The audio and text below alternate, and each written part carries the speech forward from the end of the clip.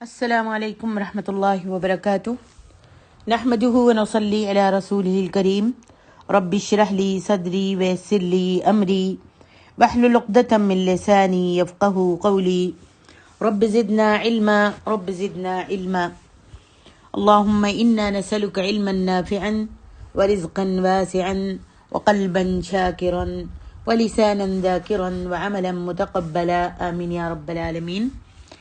تفسیر سورۃ اعراف آیت نمبر 31 سے 36 تک۔ اعوذ باللہ من الشیطان الرجیم یا بنی آدم خذوا زینتکم عند کل مسجد وکلوا واشربوا ولا تسرفوا انہ لا يحب المسرفین۔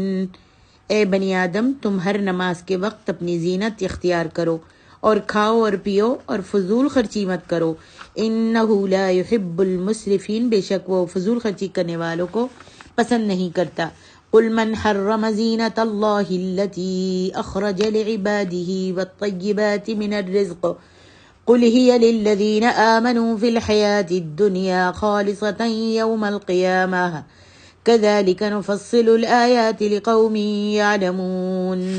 اے نبی کہہ دیجئے، جو زینت اور کھانے پینے کی پاکیزہ چیزیں اللہ تعالیٰ نے اپنے بندوں کے لیے پیدا کی ہیں وہ کس نے حرام کی ہیں؟ کہہ دیجئے یہ پاکیزہ چیزیں دنیا کی زندگی میں ان لوگوں کے لیے بھی ہیں جو ایمان لائے، جبکہ قیامت کے دن یہ خالص مومنوں ہی کے لیے ہوں گی۔ اسی طرح ہم آیات کو ان لوگوں کے لیے کھول کر بیان کرتے ہیں جو علم رکھتے ہیں۔ قل انما حرم ربی الفواحش ما ظہر منها وما بطن والإثم والبغي بغير الحق وأن تشركوا بالله ما لم ينزل به سلطانا وأن تقولوا على الله ما لا تعلمون۔ کہہ دیجئے بے شک میرے رب نے بے حیائی کی باتوں کو حرام قرار دیا ہے، چاہے وہ ظاہر ہوں یا چھپی ہوئی، اور گناہ کو اور ناحق ظلم کو بھی، اور یہ بھی حرام ہے کہ تم اللہ کے ساتھ اس چیز کو شریک ٹھہراؤ جس کی اس نے کوئی دلیل نہیں اتاری، اور یہ بھی حرام ہے کہ تم اللہ تعالیٰ کے متعلق وہ باتیں کہو جو تم نہیں جانتے۔ وَلِكُلِّ أُمَّةٍ أَجَلٌ فَإِذَا جَاءَ أَجَلُهُمْ لَا يَسْتَأْخِرُونَ سَاعَةً وَلَا يَسْتَقْدِمُونَ۔ اور ہر امت کے لیے ایک وقت مقرر ہے، تو جب ان کا مقررہ وقت آ جائے گا تو وہ اس سے لمحہ بھر بھی پیچھے ہوں گے اور نہ آگے ہوں گے۔ یا بنی آدم اما یاتینکم رسل منکم یقصون علیکم آیاتی فمن اتقى واصلح فلا خوف علیہم ولا هم يحزنون والذین كذبوا بآیاتنا واستكبروا عنها اولئک اصحاب النار ہم فیہا خالدون۔ اور ہر امت کے لیے ایک وقت مقرر ہے، تو جب ان کا مقرر وقت آ جائے گا تو وہ اس سے لمحہ بھر بھی پیچھے ہوں گے اور نہ آگے ہوں گے۔ اور اے بنی آدم، اگر تمہارے پاس تم میں سے رسول آئیں جو تمہارے سامنے میری آیتیں بیان کریں، تو جنہوں نے پرہیزگاری اختیار کی اور اپنی اصلاح کر لی تو ان پر کوئی بھی خوف نہیں ہوگا اور نہ وہ غمگین ہوں گے۔ اور جن لوگوں نے ہماری آیتوں کو جھٹلایا اور ان سے تکبر کیا، وہی لوگ دوزخی ہیں، وہ اس میں ہمیشہ رہیں گے۔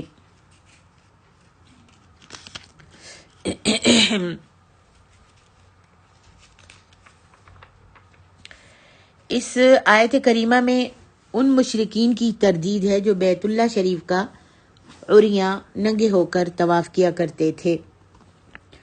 حضرت ابن عباس رضی اللہ عنہما سے روایت ہے کہ مرد اور عورتیں بیت اللہ کا عریان ہو کر طواف کرتے تھے، اور مرد جو تھے وہ دن کے وقت اور عورتیں رات کے وقت طواف کیا کرتی تھیں، اور طواف کرتے ہوئے اس قسم کے اشعار بھی پڑھتی تھیں: الیوم یبدو بعضہ او کلہ وما بدا منہ فلا احلہ۔ آج میرے جسم کا کچھ حصہ یا سارا جسم ہی ننگا ہوگا، البتہ جو ننگا ہوگا اسے میں کسی کے لیے حلال قرار نہیں دوں گی۔ اس رسم کی تردید کے لیے اللہ سبحانہ و تعالیٰ نے فرمایا خذوا زینتکم عند کل مسجد، تم ہر نماز کے لیے اپنے آپ کو مزین کیا کرو۔ حضرت ابن عباس رضی اللہ عنہما فرماتے ہیں کہ فرمان باری تعالیٰ خذوا زینتکم عند کل مسجد سے کے متعلق فرماتے ہیں کہ لوگ بیت اللہ کا عریاں طواف کیا کرتے تو اللہ تعالیٰ نے حکم دیا کہ وہ زینت کو اختیار کریں، اور زینت سے مراد وہ لباس ہے جو شرمگاہ کے مقام کو چھپا لے۔ اس کے علاوہ ہر اچھا لباس زینت میں شامل ہے۔ بہرحال انہیں حکم دیا گیا کہ وہ ہر نماز کے لیے زینت اختیار کریں، اور بہترین لباس جو ہے وہ سفید رنگ کا لباس ہے، جیسا کہ امام احمد نے حضرت ابن عباس رضی اللہ عنہما کی مرفوع حدیث کو بیان کیا ہے کہ نبی علیہ الصلاۃ والسلام نے فرمایا سفید لباس پہنا کرو کیونکہ یہ تمہارا بہترین لباس ہے، اور اس میں اپنے مردوں کو دفن بھی کیا کرو۔ تمہارا بہترین سرما جو ہے وہ اسمد ہے، ایک سرما ہے جو آنکھوں میں لگایا جاتا تھا، اس کا نام اسمد ہے۔ فرمایا تمہارا بہترین سرما اسمد ہے کیونکہ یہ نظر کو تیز کرتا ہے اور بالوں کو اگاتا ہے۔ اب یہاں پر زینت جو ہے، اس سے زینت سے مراد لباس ہے، اور یہ لباس جو ہے صاف ستھرا اور پاکیزہ ہونا چاہیے تاکہ زینت کا باعث ہو۔ اس لباس میں کون کون سا کپڑا شامل ہونا چاہیے؟ اس سوال کے جواب میں کچھ حدیثیں بیان کرتے ہیں۔ عمرو بن ابی سلمہ رضی اللہ عنہ کہتے ہیں کہ آپ صلی اللہ علیہ وسلم نے صرف ایک کپڑے میں نماز پڑھی۔ آپ صلی اللہ علیہ وسلم نے اس کے دونوں کناروں کو مخالف سمتوں میں کندھوں پر ڈال لیا۔ یہ بخاری کی حدیث ہے، اور اسی طرح بخاری کی دوسری حدیث ہے، حضرت ابو ہریرہ کہتے ہیں کہ نبی علیہ الصلوۃ والسلام نے فرمایا تم میں سے کوئی ایک کپڑے میں اس طرح نماز نہ پڑھے کہ اس کے کندھے پر کچھ بھی نہ ہو، اور غالباً اور یہ معلوم ہونا چاہیے کہ یہ حدیثیں مردوں کے لیے خاص ہیں۔ حضرت انس رضی اللہ عنہ، یہ بھی بخاری کی حدیث ہے، کہتے ہیں حضرت انس کہ حضرت عائشہ کے پاس ایک پردہ تھا جسے انہوں نے اپنے گھر میں ایک طرف لٹکایا ہوا تھا۔ نبی علیہ الصلوۃ والسلام نے یہ پردہ دیکھ کر فرمایا عائشہ یہ اپنا پردہ یہاں سے ہٹا لو، اس کی تصویریں میری نماز میں دخل ہو رہی ہیں، حارج ہو رہی ہیں، میں تنگ ہو رہا ہوں۔ یعنی پتہ چلا کہ جس گھر میں تصویریں ہوتی ہیں اس گھر میں فرشتے نہیں آتے اور وہاں نماز قبول نہیں ہوتی، تو اپنے گھروں میں تصویروں والا پردہ یا تصویریں نہیں لگانی چاہیے۔ ایک اور حدیث یہ بھی بخاری کی ہے، ابو مسلمہ سعید بن یزید ازدی کہتے ہیں کہ میں نے انس بن مالک سے پوچھا کیا نبی علیہ الصلوۃ والسلام اپنی جوتیوں کے ساتھ نماز پڑھ لیا کرتے تھے؟ تو حضرت انس نے کہا ہاں پڑھ لیتے تھے۔ ان احادیث سے معلوم ہوتا ہے کم از کم ایک کپڑے میں بھی نماز ہو سکتی ہے، بشرط یہ کہ وہ اتنا بڑا ہو کہ مخالف سمتوں میں کندھوں پر ڈالنے کے بعد بھی دونوں طرف پنڈیوں تک بدن ڈھانپ سکتا ہو۔ مردوں کے لیے دونوں کندھوں پر کپڑا ہونا ضروری ہے، سر پر کوئی کپڑا ہونا ضروری نہیں ہے۔ سر ڈھانکنا مردوں کے لیے نماز میں ضروری نہیں ہے۔ کوئی کپڑا ایسے نقش و نگار والا یا تصویروں والا نہیں ہونا چاہیے جو اللہ کی طرف سے توجہ ہٹا کر اپنی طرف مبذول کر لے۔ زیادہ کپڑوں کی کوئی حد نہیں۔ پگڑی یا ٹوپی وغیرہ کا تو ذکر کیا، جوتوں سمیت بھی نماز ادا کی جا سکتی ہے، بشرط یہ کہ اس کا تلا یعنی جوتیوں کے نیچے جو تلا ہوتا ہے وہ صاف ستھرا ہو، اور جوتوں سمیت نماز گھروں میں بھی پڑھی جا سکتی ہے اور مساجد میں بھی نماز پڑھی جا سکتی ہے، جیسا کہ بالخصوص نیا جوتا پہنتے وقت شکرانے کے نوافل پڑھے جاتے ہیں۔ سنت نبوی صلی اللہ علیہ وسلم میں ایسے واضح احکام کے باوجود بعض لوگوں نے ننگے سر نماز پڑھنے کو وجہ نزاع بنا لیا ہے۔ ایک فرقہ جو ہے وہ اس انتہا کو چلا گیا کہ کہتا ہے کہ ننگے سر نماز ہوتی ہی نہیں، اور دوسرا فرقہ دوسری انتہا کو چلا گیا، اس نے اس مسئلے کو محض جواز حد تک محدود نہیں رکھا بلکہ اسے اپنا شعار بنا لیا۔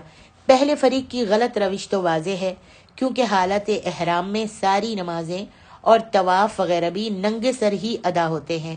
اگر ننگے سر نماز ہو ہی نہیں سکتی تو حالت احرام میں یقیناً سر پر کوئی کپڑا رکھنے کی تاکید کر دی جاتی، جیسا کہ عورتوں کے لیے ایسا ہی حکم ہے کہ وہ بغیر دوپٹہ سر ڈھانکے نماز نہیں پڑھ سکتی۔ دوسرا فریق تو اس کی وجہ دوسرا فریق جو ہے جو یہ کہتا ہے کہ اس نے اس مسئلے کو محض جواز تک محدود نہیں رکھا بلکہ اسے اپنا شعار بنا لیا. تو اس کے بارے میں دلیل ہے حدیث سے. محمد بن منقدر کہتے ہیں کہ جابر بن عبداللہ نے ایک تہبند میں نماز پڑھی جسے اپنی گدی پر باندھ لیا اور ان کے کپڑے تپائی پر رکھے ہوئے تھے. ان کے پاس کپڑے تھے لیکن انہوں نے ایک تہبند لیا اور اس کو اپنی گدی پر باندھ لیا. اور وہاں پر ایک صحابی آئے عبادہ بن ولید. جب انہوں نے ان کو اس طرح سے ایک کپڑے میں نماز پڑھتے ہوئے دیکھا تو انہوں نے کہا کہ تمہارے پاس کپڑے موجود ہیں اور تپائی پر یہاں میز پر کپڑے رکھے ہوئے ہیں لیکن آپ ایک تہبند میں نماز پڑھ رہے ہیں. جابر کہنے لگے یہ اس لیے کہ تمہارے جیسا بے وقوف مجھے دیکھ لے. اور آپ صلی اللہ علیہ وسلم کے زمانے میں ہم لوگوں میں سے کسی کے پاس 2 کپڑے تھے. یعنی کبھی کبھی ہمارے نبی صلی اللہ علیہ وسلم کے زمانے میں ہم لوگوں میں سے کسی کے پاس 2 کپڑے ہوتے تھے لیکن ایک کپڑے میں نماز پڑھ لیتے تھے. یہ بخاری کی حدیث ہے. اس حدیث سے کچھ باتیں معلوم ہوتی ہیں. حضرت جابر بن عبداللہ جنہوں نے کپڑے پاس ہوتے ہوئے صرف ایک کپڑے میں یعنی ننگے سر نماز ادا کی، ان کا یہ روز مرہ کا معمول نہیں تھا ورنہ سائل کو ایسا سوال کرنے کی ضرورت ہی پیش نہیں آتی. حضرت جابر نے یہ کام جان بوجھ کر اس لیے کیا کہ نہ واقف نہ جاننے والے لوگوں پر واضح ہو جائے، نہ جاننے والے لوگوں کو پتہ چل جائے کہ صرف ایک کپڑے میں بھی نماز جائز ہے اگرچہ سر ننگا ہی رہے. حضرت جابر نے اس کی وجہ بھی بتا دی کہ دور نبوی میں نبی علیہ الصلوۃ والسلام کے وقت میں اکثر لوگوں کے پاس 2 کپڑے بھی نہیں ہوتے تھے. ان تصریحات کا محصل یہ ہے کہ جواز کی حد تک ننگے سر نماز ادا کرنے میں نہ کوئی کلام ہے اور نہ قباحت، لیکن اگر ٹوپی یا عمامہ وغیرہ موجود ہو تو اسے پہننا ہی افضل ہے جیسا کہ نبی علیہ الصلوۃ والسلام اور صحابہ کرام کا معمول تھا. کیونکہ سر ڈھانپنا بھی زینت کا ایک حصہ ہے لہذا ننگے سر نماز پڑھنا شعار نہ بنا لیا جائے کہ ہمیشہ ہی ننگے سر نماز پڑھیں. ہاں کپڑوں کی موجودگی میں بھی کبھی کبھار کسی ضرورت یا مصلحت کی غرض سے ننگے سر نماز ادا کر لینے میں بھی کوئی حرج نہیں ہے. واللہ اعلم. آگے ارشاد ربانی ہے وَكُلُوا وَاشْرَبُوا وَلَا تُسْرِفُوا إِنَّهُ لَا يُحِبُّ الْمُسْرِفِينَ.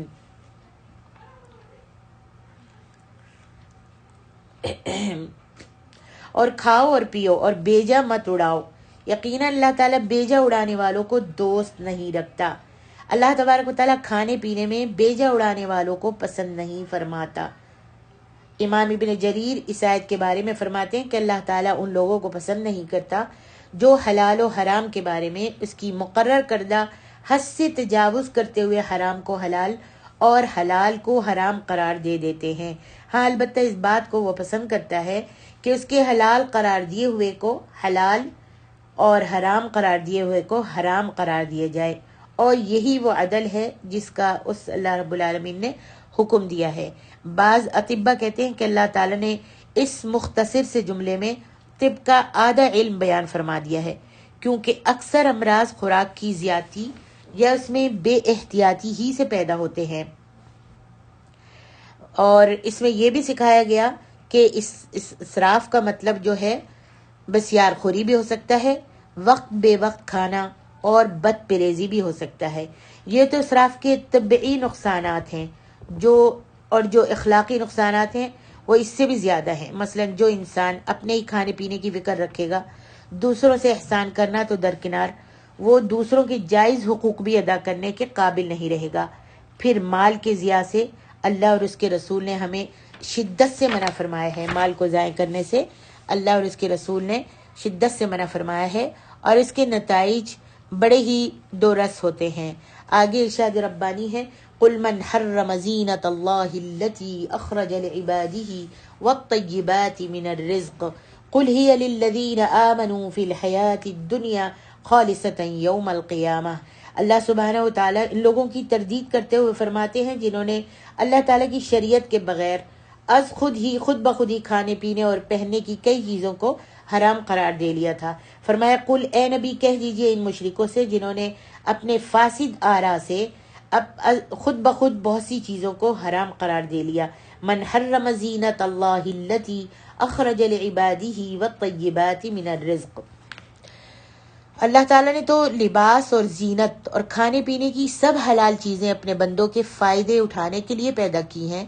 اب جو لوگ گدڑی پہنتے ہیں، کم سے کم خوراک کھاتے، لذائی سے دنیا کو ترک کر دیتے ہیں اور راتوں کو ریاضتیں کرتے ہیں اور نکاح سے اس لیے پرہیز کرتے ہیں کہ یہ ان کے روحانی ارتقاء میں رکاوٹ کا باعث بنتا ہے، ان سے عبادتیں نہیں کی جا سکتی یہ سارے کام کرنے سے، لذیذ کھانے کھانے سے، شادی کرنے سے، تو راتوں کو ریاضت کرنے سے، وہ یہ سارے کام جو ہیں، شادی بیاہ کرنا اور اچھے لذیذ کھانے کھانا، اچھے لباس پہننا، سب حلال چیزوں کو اپنے اوپر حرام کر لیتے ہیں اور اس کو بے فائدہ، اس سے فائدہ نہیں اٹھاتے جو اللہ تعالیٰ نے حلال کی ہیں انسان کے واسطے۔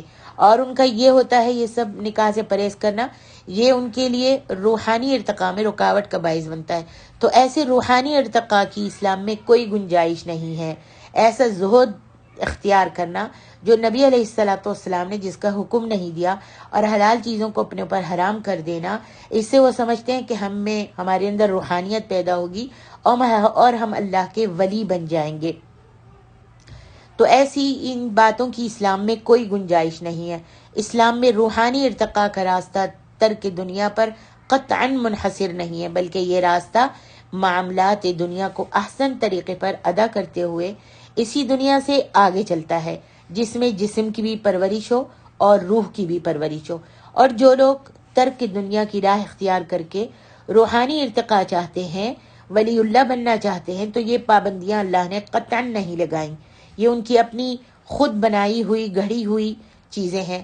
اللہ تو یہ چاہتا ہے کہ اس نے کسی شخص پر جو انعام کیے ہیں، جو نعمتیں دی ہیں، جو مال دیا ہے، جو زینت دی ہے، جو دنیا کی نعمتیں عطا کی ہیں، ان کا اثر اس کے طرز زندگی سے ظاہر ہونا چاہیے۔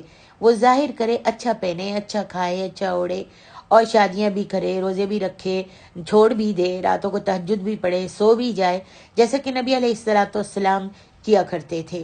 اس سلسلے میں یہ حدیث بہت زیادہ بیان کرنی اچھی معلوم ہوتی ہے مجھے، جس میں حضرت انس سے روایت ہے کہ 3 آدمی جو تھے، عمرو بن عاص، علی اور عثمان بن مظعون، نبی علیہ الصلوۃ والسلام کی بیویوں کے گھروں کے قریب آئے، بیویوں کے پاس آئے اور ازواج مطہرات سے نبی صلی اللہ علیہ وسلم کی عبادت کا حال پوچھا۔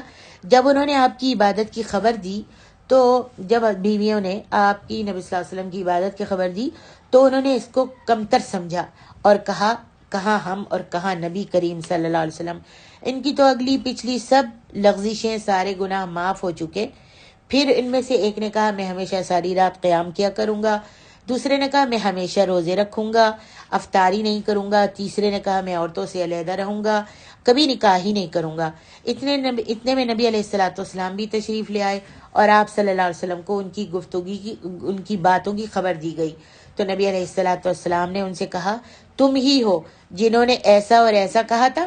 سنو، اللہ کی قسم میں تم سب سے زیادہ اللہ سے ڈرنے والا اور سب سے زیادہ متقی ہوں، لیکن میں روزے بھی رکھتا ہوں اور افطار بھی کرتا ہوں، میں رات کو نماز بھی پڑھتا ہوں اور سوتا بھی ہوں، اور میں عورتوں سے نکاح بھی کرتا ہوں۔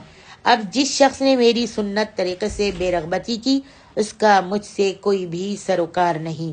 اللہ اکبر۔ یہ بخاری کی حدیث ہے۔ آگے ارشاد ربانی ہے،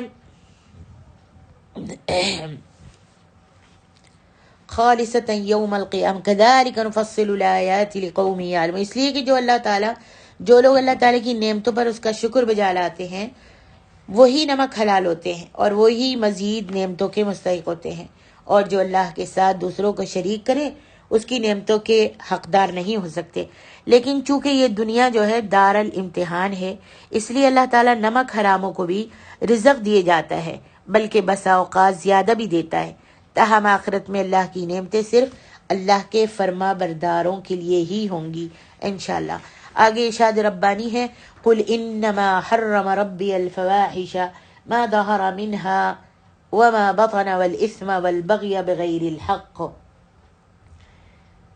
اللہ تبارک و تعالی نبی علیہ الصلوۃ والسلام ارشاد فرماتے ہیں، امام احمد نے حضرت عبداللہ بن مسعود کی حدیث کو روایت کیا ہے کہ نبی علیہ الصلوۃ والسلام نے فرمایا، اللہ تعالیٰ سے زیادہ باغیرت اور کوئی نہیں، غیرت کرنے والا، اسی لیے اس نے ظاہر اور پوشیدہ بے حیائی کی باتوں کو حرام قرار دیا ہے، اور جس قدر اللہ تعالیٰ کو تعریف پسند ہے کسی اور کو پسند نہیں ہے۔ اللہ اکبر۔ سدی فرماتے ہیں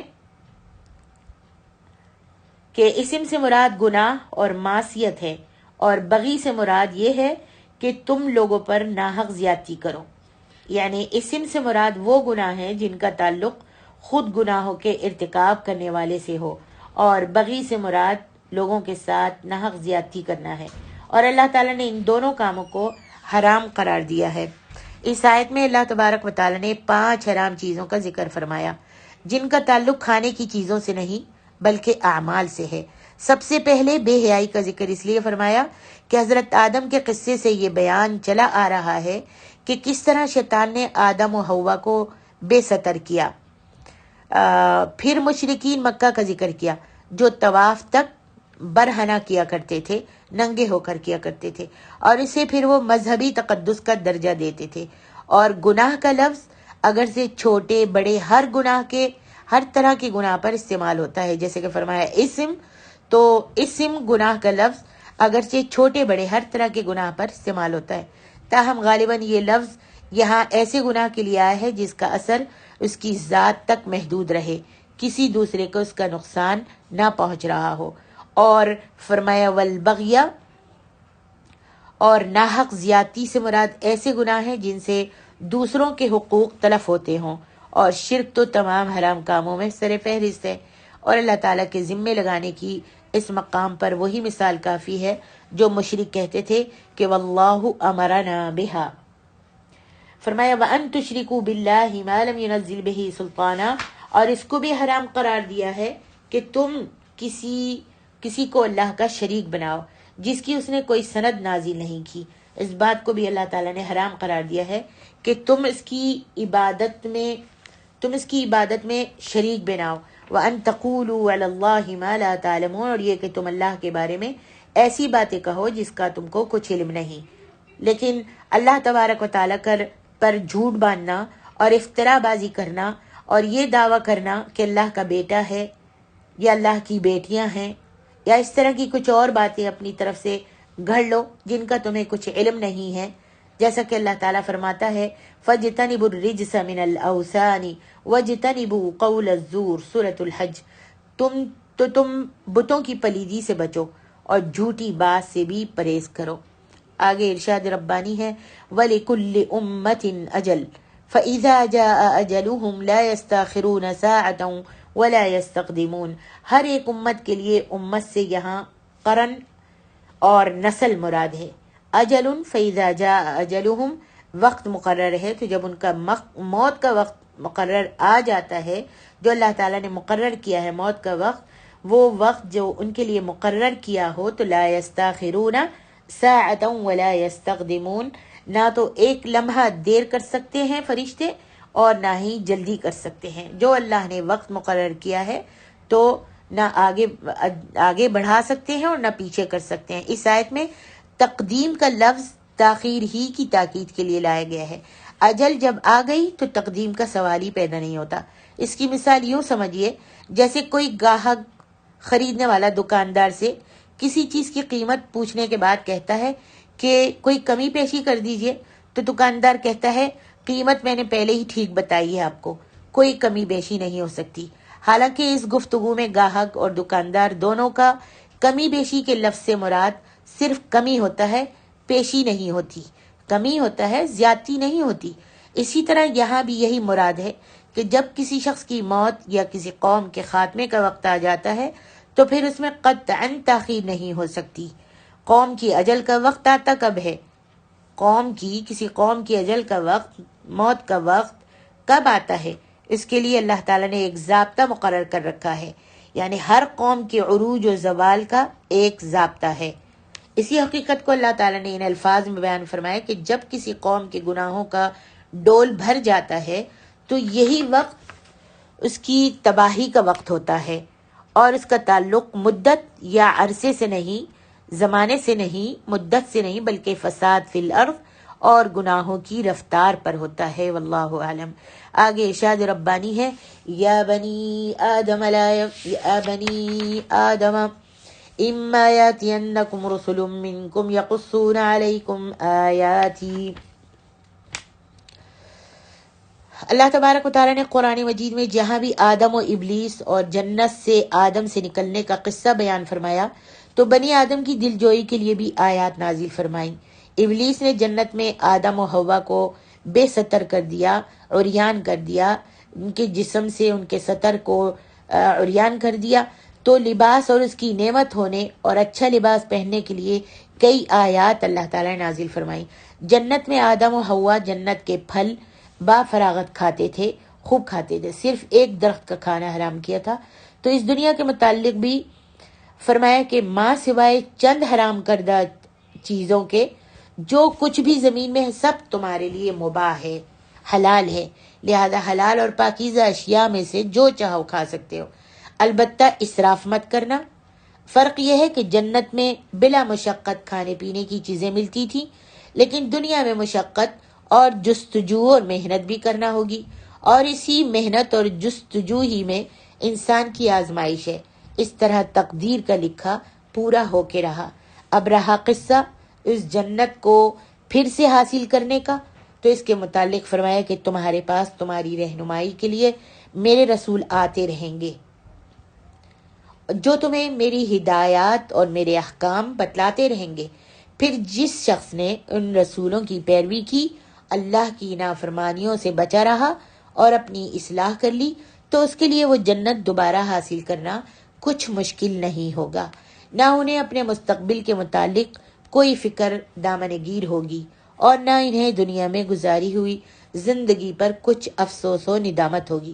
لیکن جن لوگوں نے رسولوں کو اور میرے احکامات کو تسلیم کرنے سے انکار کر دیا، والذین کذبوا بآیاتنا واستکبروا عنہا اولئک اصحاب النار ہم فیہا خالدون۔ جن لوگوں نے رسولوں کو اور میرے احکامات کو تسلیم کرنے سے انکار کر دیا اور شیطان کی طرح اکڑ کر بیٹھ گئے، تو ان کے دوبارہ جنت میں جانے کی کوئی صورت ممکن نہیں ہوگی، مزید اس کے اخروی زندگی میں ان کو ہمیشہ دوزخ میں جلنا اور دوزخ کا عذاب بھی سہنا ہوگا۔ واللہ عالم۔